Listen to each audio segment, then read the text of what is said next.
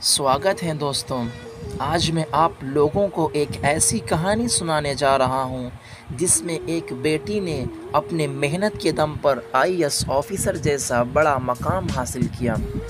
दोस्तों, हमारे समाज में जिस घर में बेटी होती है उस घर की तुलना स्वर्ग से की जाती है, परंतु जिस घर में बेटा नहीं हो और बेटियां ही हो उस घर को समाज बुरी निगाहों से क्यों देखता है।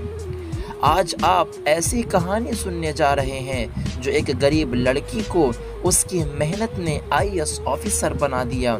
आइए आज एक ऐसी मोटिवेशनल स्टोरी सुनते हैं जो आपको अंदर से पहाड़ जैसा बना देगी। श्रीकांत शर्मा जी एक सरकारी स्कूल में टीचर के पद पर होकर अपने घर का खर्च चलाते हैं। इनकी शादी को करीब 5 साल हो गए पर कोई औलाद नहीं हुई।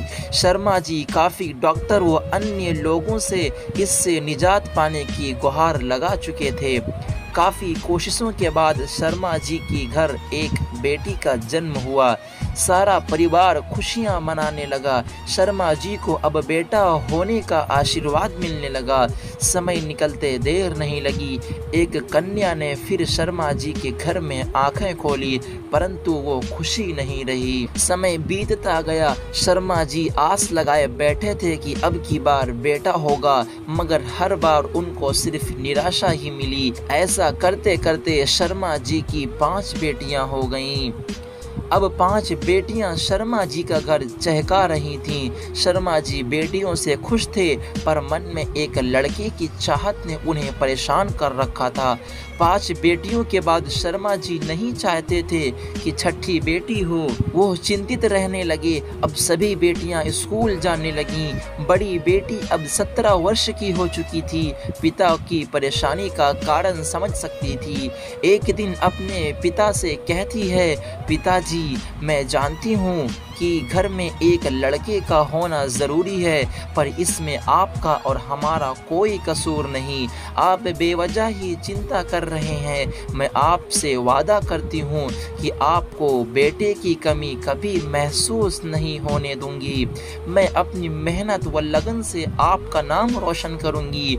शर्मा जी ने बेटी को खुशी के आंसुओं से आशीर्वाद दिया। अब बड़ी बेटी सरोज अपने मेहनत के बल पर रात दिन पढ़ाई करने लगी और उम्र करीब 20 वर्ष की हो चुकी थी। उसने आईएएस का एग्ज़ाम दिया। पहले अटेम्प्ट में तो वो नाकाम रही, मगर दूसरी बार उसने फिज़िक्स वाला का सब्सक्रिप्शन लिया और पूरे देश में टॉप किया। पूरे गांव में खुशियों की लहर दौड़ पड़ी। आईएएस में सिलेक्शन लेकर सरोज ने शर्मा जी का गर्व और हौसला बढ़ा दिया। शर्मा जी ने कभी इतने सम्मान की सपनों में भी कल्पना नहीं की थी जो आज उनकी अपनी बेटी ने उन्हें दिया।